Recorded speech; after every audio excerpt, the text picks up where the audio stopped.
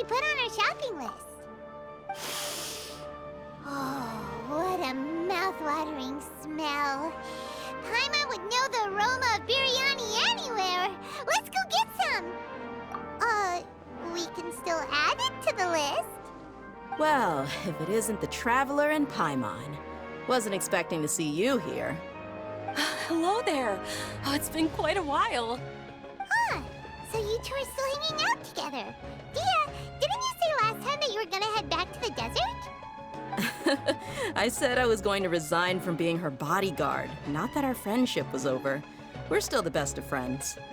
The Holmayanis also still post jobs from time to time. Their pay is always generous, so me and the other mercs never pass them up. I told Dia to just stay at our place when she took one of those jobs a few days ago. My parents were delighted. They even said that it always felt like we were missing someone whenever Dia wasn't around. That sounds like something they would say, all right. They're always so welcoming. Anyway, the job is already taken care of, so I was gonna head back to the brigade as soon as I finished a little shopping. But the master kept insisting, and I ended up staying for another day. You can stay for as many days as you want, Dia. Father hasn't even gotten around to treating you to his best dishes yet. You know I'm not the kind of person to stay put in one place like that, my lady. Don't worry, though. There'll always be next time. What? She said they'll treat you to the best dishes! Paimon can't believe you can still refuse that! But wait. Didn't you say last time that you would take me on a trip to the desert? Why don't you just take me with you today, when you leave? There are so many places I still haven't visited yet. I'm sorry, my lady, but no can do. There's still a few things I need to take care of back at the brigade. Besides, the desert hasn't exactly been the most peaceful place lately. Oh, come on. Not this again. That's also what you said last time and the time before that. I know, I'm sorry. Just give me some more time, and I promise I'll plan the best trip ever for you. All right, fine. To be perfectly honest, it's not that I wanted to go, it's more like I feel like something is off about you lately. Ever since you first set foot on the estate a few days ago, you've been acting anxious and even paranoid. Have you been delaying our trip because you've run into some kind of trouble? Nah, are you kidding? You're worrying too much. Would you swear on that? Friends shouldn't lie to each other, you know. I wouldn't pry any further if you're willing to swear on what you just said. But if something really is bothering you, then just tell me. You know I'll help you however I can. Oh, looks like Dunyarzad was onto something. You're too perceptive, my lady. Seems I can't hide anything from you. I just thought that nothing good could come out of telling you about the messy happenings of mercenaries. Knowing too much only leads to more trouble. Mercenary life is a dog-eat-dog world where Mora reigns supreme. Everything operates on a completely different set of rules. That doesn't change anything about what I just said, though. We're still friends, and I can only support you if I understand what's bothering you. My lady, you're not gonna stop until you drag it out of me, are ya? All right, I'll share what I know. Let's go somewhere else first. This isn't exactly the best place for a discussion. Okay, let's talk here. Just try not to draw any extra attention. As you may already know, the Eremites have both a lot of mercenaries and a complex organizational structure. Many mercs are no different than me, just going around looking for jobs to earn some mora. My brigade is called the Blazing Beasts. We're not a large group, but every member is loyal and brave. However, not all Eremite brigades are like mine. Some are willing to cross all kinds of lines for the sake of mora. The most notorious is a faction known as Deshret's Relics. Deshret's Relics? Judging from the name, they must really look up to... Yep, you got it. I've heard that you've already crossed paths with Ain al-Akmar. They're one of the groups under the Relics banner. Oh, you mean the group that tried to sell us the Divine Knowledge Capsule? Yeah, they weren't friendly at all. Deshret's Relics is composed of many smaller brigades like Ain al-Ahmar. The Relics headquarters issues orders to all brigades under his control. On any other day, I would want nothing to do with them. Unfortunately, though, the brigade that's stirring up trouble now is none other than Dakan al-Ahmar. Dakan? I think it means beard or something. Believe me, it's a really stupid name. I found it insufferable for years. Anyway, the real issue is that Dakan al-Ahmar is led by my father, Kusela. Say what now? I think I'm starting to understand your anxiety now. But what did they do? I won't go into details, my lady, but they've been involved in a lot of violent incidents. We're talking hundreds. Hundreds? Yep. The scenes tend to be quite gruesome, too. They strip the victims of all their valuables before murdering them. Not only have they targeted merchant caravans and ordinary citizens, but other mercenary brigades as well. That's beyond terrible. They won't even spare their own kind. I don't know how Deshret's Relic sees it. All I do know is that Dakan al-Ahmar has become more and more aggressive over the last few years. If I don't do something about them, then even my brigade or the people of Aru village could become their next target. I just wish I knew what's driven him to do this. Yeah. How can your father do such terrible things? I don't know. People change. He's always been pretty pathetic. But at least in the past, there were still a few lines that he wouldn't cross. That's setting the bar pretty low. I mean, if he was even remotely decent, then why would I have to leave the brigade and cut all ties with him? He was loud and foolish, with no real sense of purpose. Instead of doing anything useful, he spent most of his time drinking and chasing after women. Of course, the other brigade members were just like him.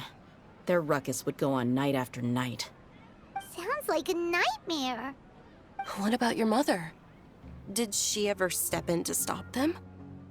Unfortunately, I never knew my mother. I'm sorry, Dia. I didn't know.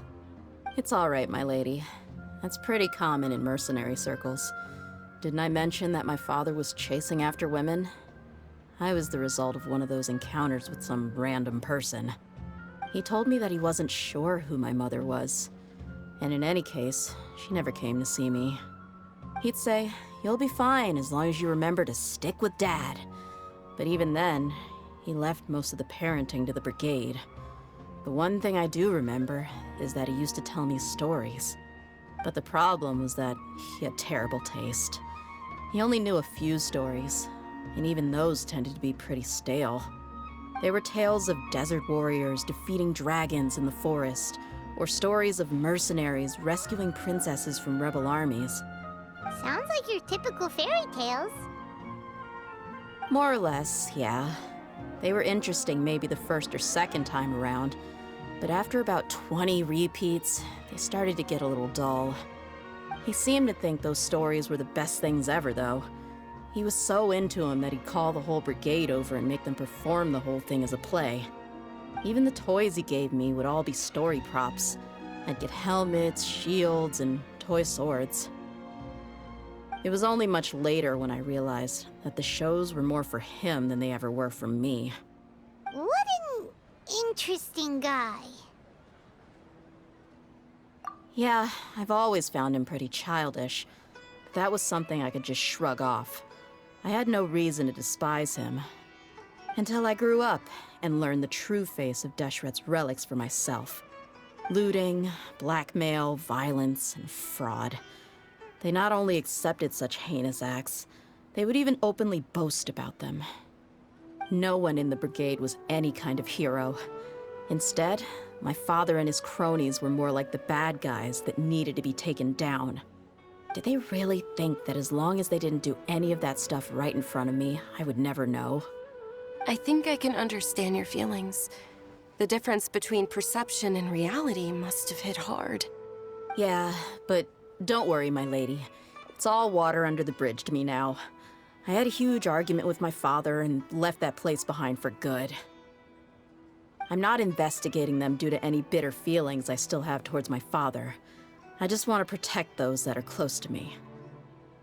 Yeah, I told the boys to gather as much information as they could. Most of the reports concern violent incidents, but there's also some talk of smuggling. I see. But isn't this investigation incredibly dangerous? It is, but every mercenary lives life on the edge. It's a lifestyle that I enjoy. That may be true, but it'll be impossible for those who care about you not to worry. Well, now you get why I didn't want to share any of this with you. What should we do? They both have valid concerns. Huh? But there's no need for you to get caught up in this mess, too. Well, he's super tough, so if he went into the desert with you, then Paimon bets the problem will be solved in no time. I'm inclined to agree. I'd feel a lot more at ease if you took him along to help. I'll wait for news from you in the city until then. Please, stay safe. I'm honored that you care so much for me, my lady. All right, then let's get moving. Our first stop will be Caravan Rebot, where we can catch up a bit with my fellow mercs.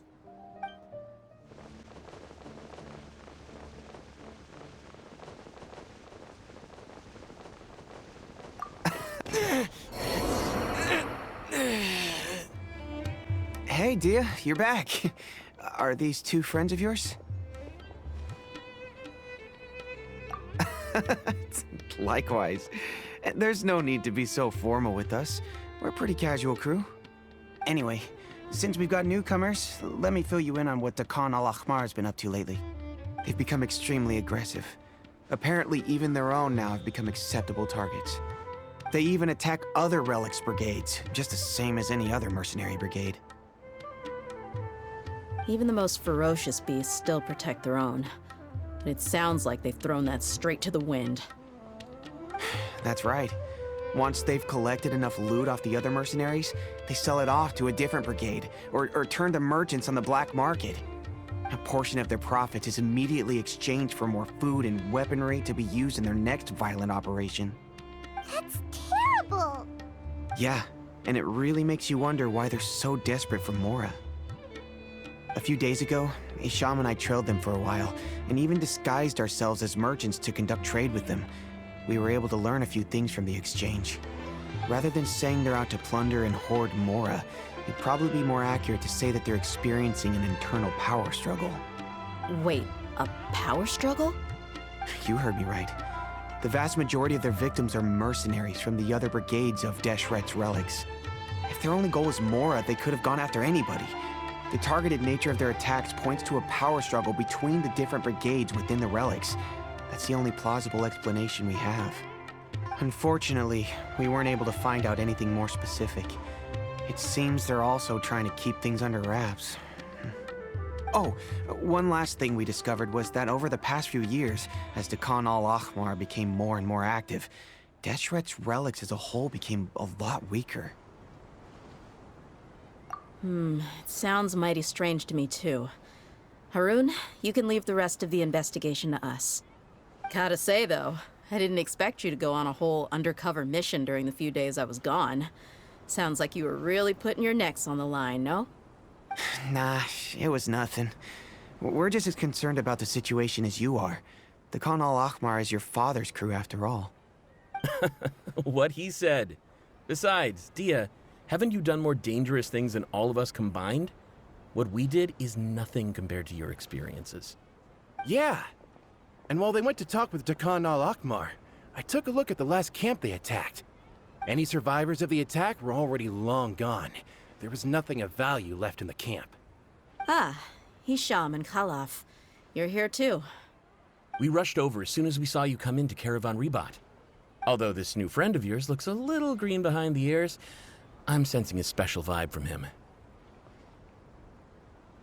Now that we know you'll have a capable partner with you, we can also rest easy. Hey, what about Paimon? Feel anything special? Oh, you're also planning to tag along with them? Of course! Paimon is the traveler's most important guide. Wherever he goes, Paimon will follow.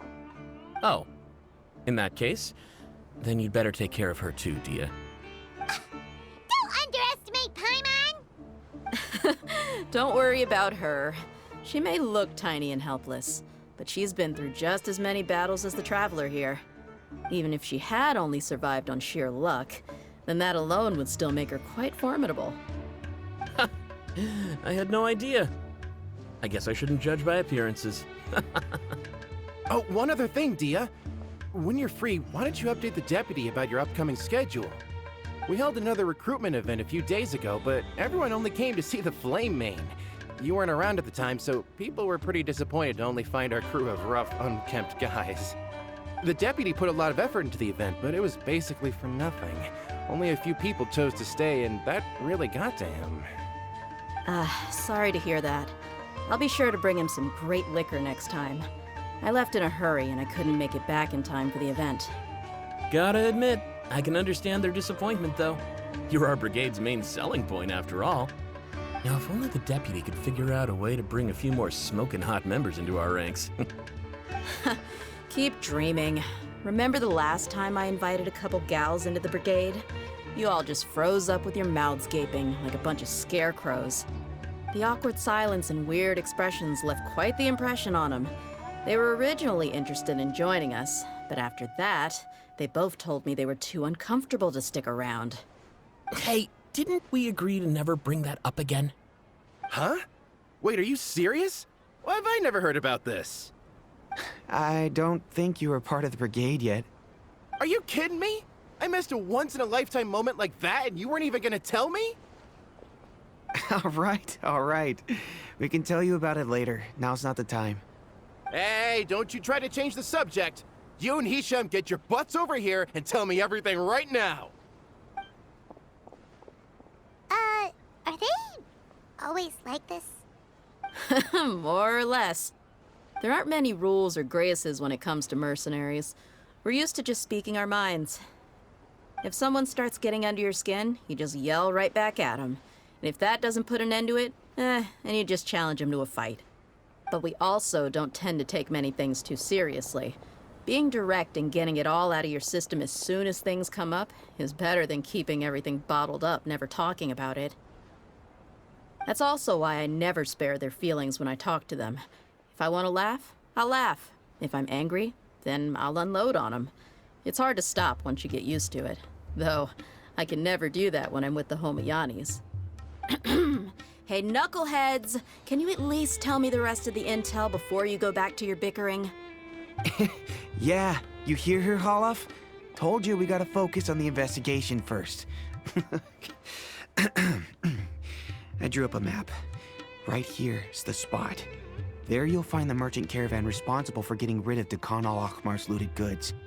All you gotta do is wait and ambush them in the evening. They'll have no idea what hit them.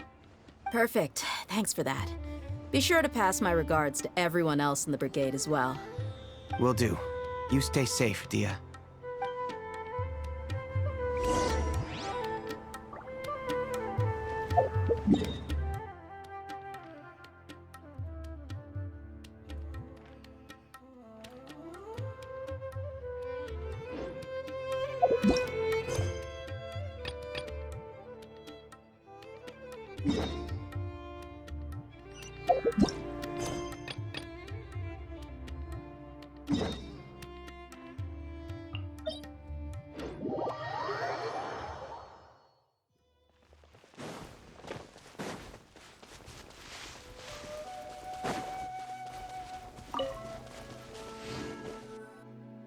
This should be the place.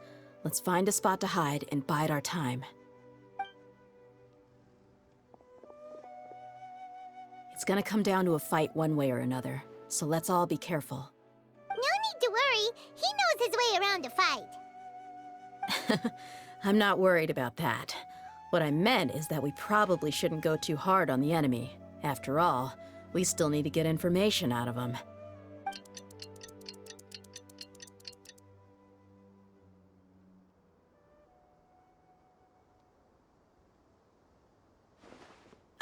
Here they come. You ready? Let's not give them a chance to react and end this quickly.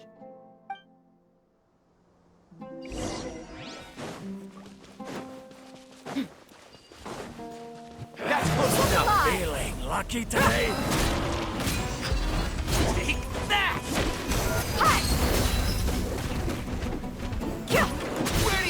you're going? Try to keep up. No more tricks up your sleeve. Where do you think you're going? Take that! I'll take my leave.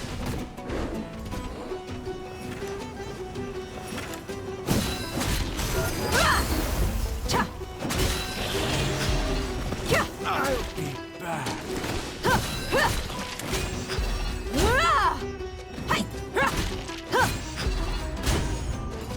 Let's get it on! You want this one? I'll be back.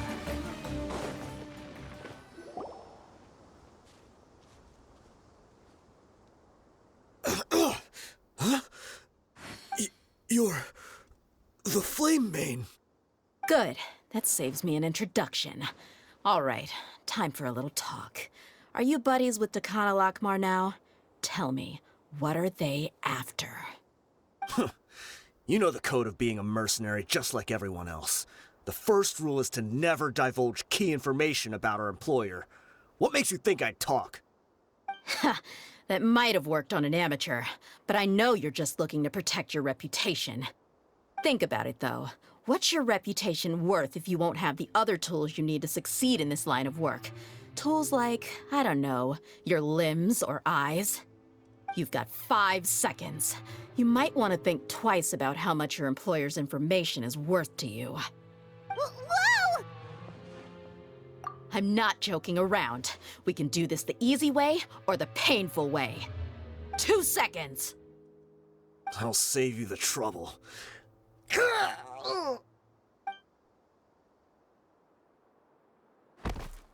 Huh? Are you crazy? He tried to bite off his own tongue. Quick, search the area for any first aid supplies. I definitely didn't expect him to go that far. Thankfully, the wound wasn't too deep, and he just passed out from the pain. But why would he be so extreme? I just wanted to test his mettle. You can get a lot of mercenaries to talk just by threatening them. I didn't expect him to be willing to go through so much pain just to deny us some intel. Well, he's out cold for now. We could wait for him to wake up, but maybe it's not a good idea to interrogate him any further. What should we do? Yeah, don't worry about it. It'll be a waste of time to interrogate him again after that. He might just hurt himself again if we start asking. There are lots of goods around here. Let's search the area. Maybe we'll be able to find something. I'm really sorry.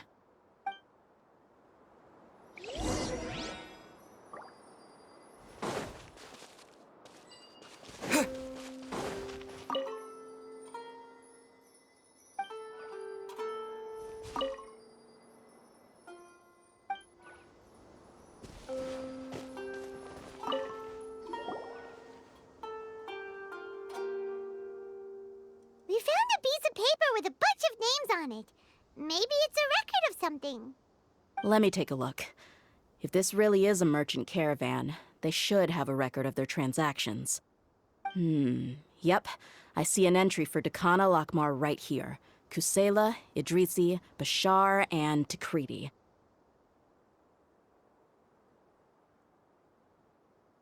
All familiar names. Dakana Lakmar has been trading for a hefty supply of food, weapons, and medicine.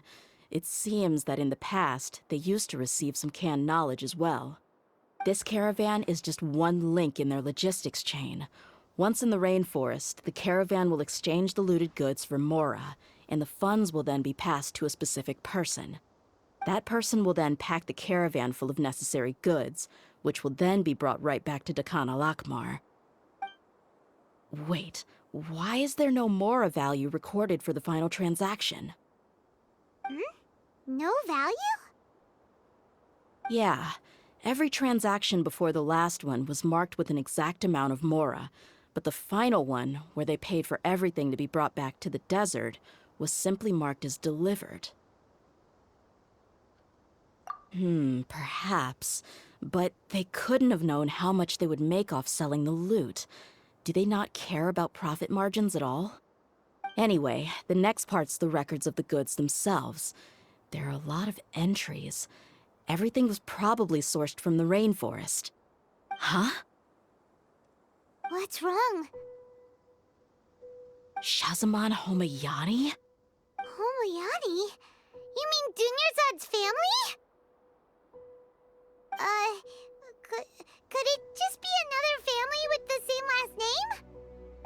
I'd be surprised to find someone with the exact same first and last name. Shazamon Homayani is Dunyarzad's father, and the head of the Homayani family. Just what the heck is going on here? I'm sorry, you're right. I'll consider what we found and not jump to conclusions just yet. But what this piece of paper confirms is that the Homayani family has been providing goods to Dakan al-Akmar. What if the Homayanis have been kept in the dark and don't know they've been trading with Dakan al-Akmar? That's a possibility, but if that was the case, why is this caravan specifically named Shazamon as their person of contact? They could have just as easily bought goods such as food and medicine directly from Caravan Rebot or Port Ormos. Yeah, funding violence and looting. The brigade gets the goods, and he is paid the proceeds from the sale of the loot.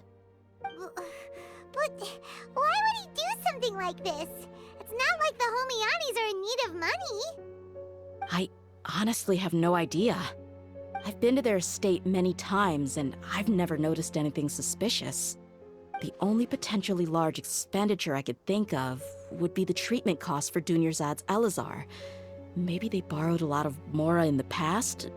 But that's still just a speculation. I don't think the Master would stoop so low to make Mora. You're probably right. I know my lady's personality, and she wouldn't deliberately keep something like this from us. But what should we do now? All we found is just another mystery. If you ask me, we already have no choice but to confront her about this. I'm not worried. It's too early to make a verdict yet. I still have faith in the Homayanis. Let's go find my lady again. We'll tell her everything and see if she's willing to lend us her support. If we're lucky, we can not only figure out the mystery of this paper, but also follow the trail of breadcrumbs to the people responsible at Dakan al-Akmar. Dia, are you sure this is the best decision? What if instead of getting the help we need, we just end up revealing everything we've discovered to the enemy? I've considered that possibility, but even still, I want to tell her what we found. I think I owe her that much. True friendship is built on trust. She showed genuine concern for me when we first brought up the topic. I can't repay her kindness with doubt and suspicion. That's not how I deal with people. You're right. Paimon wants to trust Dunyarzad too. Yeah. Let's pay another visit to Sumeru City.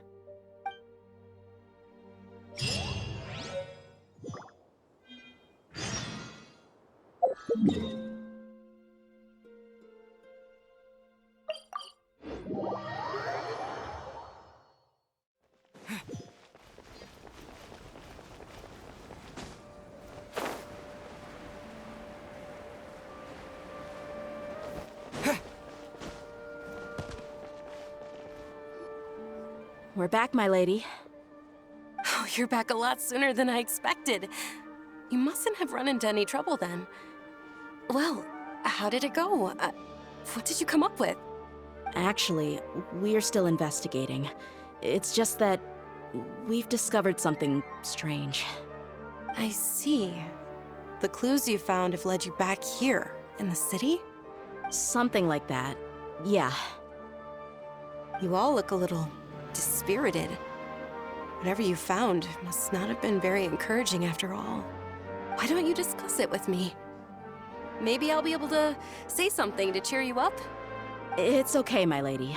It's not so much about me being upset with my father or anything like that. How should I put this? So something is wrong. Even the Traveler and Paimon have been uncharacteristically quiet. On any other day, Paimon would have already waved to me with a smile and shouted, Dunyarzad, we're back! So tell me, what happened? Well? My lady, please prepare yourself for what we're going to tell you next. It concerns the Master. The Master? You mean my father? Okay, I understand. But don't worry about me. I'll listen as attentively as I can. My father has been supplying goods to Dakan al-Akmar? Yeah, it makes as little sense to us as it does to you. I've never doubted the Master's integrity, so I'm having a real hard time rationalizing how he could ever support an infamous brigade like them. Maybe he's not actually aware of the full story and just stumbled into the deal by accident. I can't help but agree with the Traveler. Huh? You mean you feel the same way, Dunyarzad? Thank you for sharing all this information with me.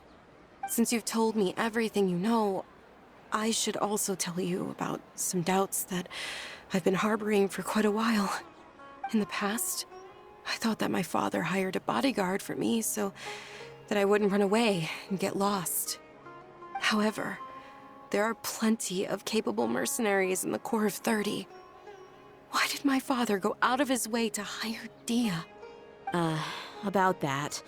Well, the Homayanis really needed bodyguards, so they reached out to the Blazing Beasts. Later, the Master told me that I was one of the best mercenaries he'd ever seen, and that I should stick around to become one of his bodyguards. He offered me a pile of Mora, so I just signed on. Well, but that didn't really answer my question. Just think about it. Why did my father specifically reach out to the Blazing Beasts? Maybe the Corps of 30 just didn't have anyone available, or maybe someone recommended us. I've never given it too much thought. I think I get what you're saying. You'd think none of this was a coincidence. Precisely. At first glance, nothing seems strange or out of place. But there are many parts of the story that don't actually make any sense. If my father had always been in contact with Dakan al-Akmar, then it would make sense for him to bring Dia into our house. You mean the goal all along was to get Dia to be your bodyguard? No, that's too much of a stretch. I cut all ties with my father a long time ago. He has no control over my life anymore. But that still doesn't rule out the possibility that your father has still been trying to influence your life without you knowing. So, the Master was not likely an innocent victim in all of this? Sorry we put all of this on you so suddenly, Dunyarzad. It's okay, Paimon. I should actually be thanking you. Regardless of his reasons, if my father has truly been funding a violent group of mercenaries, then it's my duty to bring him back to reason. But is that really the right thing to do? My father has committed many atrocities and deserves all the punishment that he has coming to him. I have zero sympathy for him. You may call me an ungrateful child, but my feelings will remain the same. However, the Homayani family has treated me with nothing but generosity and kindness. If we decide to investigate this further, we could end up implicating the entire Homayani family. I would be biting the hand that's fed me over all these years. Dia. It's all right, Dia. If anyone were to ask, you could always just say that I'm the one who instructed you to get to the bottom of this. You don't have to do that, my lady. I'm not conflicted because I'm afraid of taking responsibility. Besides, you're the one we should all be worried about right now. Hey, it's still too early to give up hope. What was that thing about friendship again? Right, yeah, trust! You said that yourself, Dia. Besides, there's no point on getting all riled up before we've confirmed all the facts. Thank you, everyone. That makes a lot of sense. I guess I should always remember the trust that I've placed in people. In which case, my lady, could you ask the Master to come out and have a chat with us? Sure thing. I also hope he'll be able to give us a logical explanation. Let's meet at the usual place then. Usual place? Ah, right!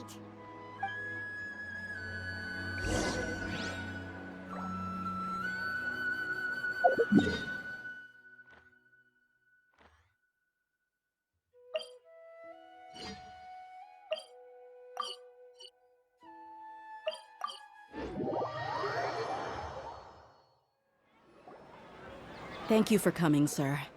Please allow me to introduce these two. This is the Traveler, and next to him is his travel companion, Paimon. Ah, yes, my daughter has mentioned them from time to time. It's a privilege to finally meet them in person. But we may skip all the pleasantries for now. What is the important matter you wish to discuss with me today? Well, we wanted to bring this transaction record to your attention. There's something on this record that we're all pretty curious about. So, that's what you found? Huh. Seems like I can't keep everything from you much longer. If you wouldn't mind, we'd like an explanation. Well, it's a long and difficult story. And to be perfectly honest, I'm not sure if I'm doing the right thing. What I do know, though, dear, is that the truth will bring you no solace. If anything, it will likely cause you a great amount of anguish. Wait, me? Yes, I understand perfectly why you came to see me. And I am touched by your collective commitment to do the right thing. But knowledge always comes at a price. And sometimes, as they say, ignorance is bliss. Your father, Kusela, and I both believed that. Of course, you have the right to seek and learn the truth, but I must warn you. The facts of this matter may reduce everything you've built for yourself into sand, blowing in the wind. If you must proceed, then Kusela's heartfelt efforts will also fade into the wind like a fleeting mirage. His heartfelt efforts? I'm sorry, sir, but I'm not sure I follow. I've made it this far in life without a single drop of my father's support. I have my own ideals and ways of looking at the world, as well as people and causes that I've chosen to cherish and fight for. None of these things have anything to do with him. I came here today to support you as the head of the Homiyani family. No warning will change my stance on that. I understand. Then let me tell you a little story. Our family once needed to take a trip to the desert when Dunyarzad was just a baby. Along the way, we were attacked by bandits. They had superior numbers and quickly overpowered our bodyguards. When all seemed lost, a group of passerby Eremites lent us their support. Those Eremites were Kusela's brigade, Deshret al-Ahmar. Kusela's men told me that the attackers were Eremite mercenaries, just like themselves. I was shocked. Why would Deshret al-Ahmar go so far to save us and not spare the fellow Eremites? Kusela was grinning and walked over to play with baby Dunyarzad. She was startled by his unfamiliar face and nearly started crying. Really? I never knew. He said that he had no particular reason to help us. He just took pity on us because he had a daughter about the same age. We started talking about our children, and I sensed that he was a devoted father. To repay his kindness, I hired his brigade to help out at our estate for a time, and offered everyone generous remuneration. So, that's what happened. It was many years before I saw him again. I almost didn't recognize him the next time he came knocking on my door. The man I knew to be strong and healthy had been reduced to a shell of himself. He couldn't even walk anymore without his cane. So, what happened to him? He was perfectly fine when I left the brigade. I'm not too sure myself. The only thing that didn't change was his cheery disposition. He said there was absolutely nothing to worry about and that he had gotten into a fight. That was all. He then suddenly asked me if Dunyarzad, now that she had grown, would need a bodyguard of her own. At the time, Dunyarzad was going through a particularly severe bout of her Elazar. There was no need for her to have a bodyguard when she could barely leave the house. But he kept coming back to the topic. Come on, it never hurts to be safe. How do you know a bodyguard won't come in handy one day? I was completely lost at first, until he recommended the Blazing Beasts, and in particular, a mercenary named Dia. So he was the one who recommended Dia to you. Indeed. He didn't say it out loud, but it was clear that he saw Deshret's Relics as an evil group who would eventually corrupt every member in their ranks. He was already beyond redemption, but he hoped that he would be able to detach his daughter from the vicious world of mercenary life. If Dia could stay in my house and keep working as a bodyguard, then gradually her affinity for the desert would decrease, and she'd be able to leave her previous life behind. And that's why you offered her such generous compensation? Yes, but not just because of that. From the moment that he asked me for that favor, I also began to see Dia as my own daughter. And that's also why I tried to persuade you to stay when you asked for permission to leave. I was willing to spend however much it took. Kusela saved my daughter and me all those years ago in the desert. I could never refuse him entrusting his daughter to me. He was always like that, acting like he's oh so smart and self-righteous. Kusela said that he'd reimburse me for a portion of Dia's fees. I refused to take any mora from him, but he'd always send me funds anyway. Eventually, I just accepted them as a token of his gratitude. And that went on for a while until I received another letter from him a few years ago. The letter contained a request to help him buy food, weapons, medicine, and even explosive materials. Wait! Isn't that around the time that Dakan al-Ahmar started becoming more aggressive? That's right. When I started to hear some nasty rumors, I became wary. I wanted to meet him face to face to discuss things. But by then, he was no longer receptive to my requests to talk. If I had to guess, it's probably because he doesn't want to put Dia at risk. That thought occurred to me as well. I figured that he probably came to me for help because he had nobody else to turn to. After some deliberation, I decided to send him some food and medicine. I turned down all his requests for explosives and weaponry. I am aware that even such a reduced gesture of support could lead to others coming to harm, but I could not simply reject his plea for help. In the end, it probably was the wrong decision. I plugged my ears to the rumors and just chose a solution that made me feel least guilty about myself. If you can, please tell me where he is now. None of the things he's doing right now make any sense if he's just trying to keep me from getting tangled up in his world.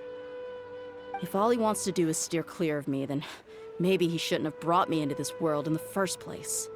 Oh no. Dia, please don't feel that way. I'm just angry because I can't wrap my head around any of his actions. Another way? I don't know. I knew him, and he was nothing more than a childish brute. I can't understand what's going through his head. But I guess you do have a point. We haven't uncovered the whole truth yet. We still need to figure out his exact actions and reasoning for these last few years. I'll do my best to help. Of course, anything between the two of you would need to be resolved between you and him alone. I don't know Kusela's exact whereabouts.